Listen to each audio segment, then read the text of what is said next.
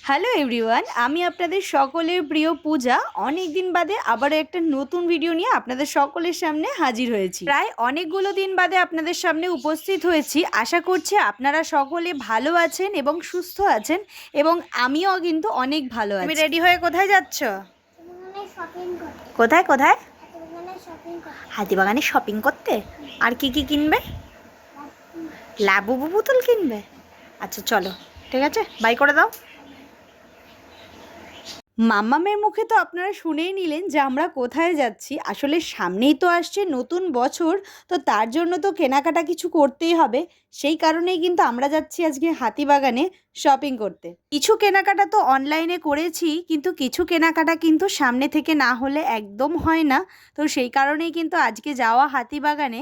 তো সেই কারণে আমরা কিন্তু অটো ধরার জন্য যাচ্ছি মুচি বাজারে, আর সেখান থেকেই কিন্তু আমরা যাব হাতিবাগানে। নতুন বছর মানেই কিন্তু নতুন নতুন জামা প্যান্ট, সেটা বড় থেকে বাচ্চা সকলেরই ইচ্ছে হয়। আপনাদের সকলের শপিং কি কমপ্লিট হয়ে গেছে? কমেন্ট করে জানাতে একদম ভুলবেন না।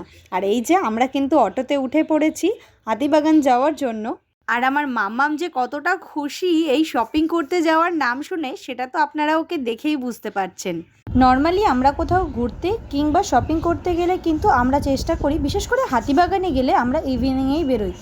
বাট কিছু করার নেই, এখন সামনেই যেহেতু পয়লা বৈশাখ, আর বেশি দিন বাকি নেই। হাতিবাগানে প্রচণ্ড ভিড় হচ্ছে, সেই কারণেই দুপুরের লাঞ্চ করেই কিন্তু আমরা বেরিয়ে গেছি এই রোদের মধ্যে। হাতিবাগানে নতুন একটা শপিং মল খুলেছে, সেটা হচ্ছে কসমো বাজার। এটা নতুন কদিন হলো খুলেছে। ফার্স্টেই আমরা কিন্তু এখানে চলে গিয়েছিলাম দেখতে এখানে কীরকম কালেকশন এসছে। এখানে কিন্তু বাচ্চাদের প্রচুর কালেকশন রয়েছে এবং শাড়িরও কিন্তু প্রচুর কালেকশন রয়েছে। এখান থেকে আমরা কিন্তু সেরকম কিছুই কিনিনি। মাম্মামের জন্য শুধু একটা ড্রেস কেনা হয়েছে, জিন্স অ্যান্ড টপ। তো সেটা কিনেই কিন্তু আমরা এখান থেকে বেরিয়ে গিয়েছিলাম। আর তোমরা যখনই হাতিবাগান আসবে চাইলে কিন্তু কসমো বাজারটা একবার ভিজিট করতে পারো। মলটা যেহেতু নতুন, তাই প্রচুর কালেকশন কিন্তু নতুন নতুন তোমরা পেয়ে যাবে। সেখান থেকে বেরিয়েই কিন্তু আমরা উল্টো দিকে চলে গিয়েছিলাম বাজার কলকাতাতে আমি জামা কাপড় চয়েস করছি, আর এদিকে বাবা আর মেয়ের অবস্থা দেখো, আনন্দে তো নাচানাচি করছে। এখানেও আমরা কিছু শপিং করেছি। তারপরে আমরা চলে গিয়েছিলাম সিটি স্টাইল থেকে আমার বাবার জন্য একটা গেঞ্জি নেওয়া হয়েছিল। তো সেখান থেকে বেরিয়ে কিন্তু আমরা চলে এসেছিলাম একটু খাওয়া দাওয়া করতে নবমালঞ্চতে, যেটা কিন্তু ডেকোরেশন করেছে এখন খুব ভালোভাবে। সন্ধ্যেবেলা স্ন্যাক্সটা আজকে আমরা এখানেই করব। আর এই নবমালঞ্চর মোস্ট পপুলার ডিশ হচ্ছে ফিশ কবিরাজি, যেটা না খেলেই নয় ওখানে গেলে। তো আমি একটা ফিশ কবিরাজি এবং বরমাসাই একটা ফিশ ফ্রাই, সাথে ছিল চিকেন চাউমিন।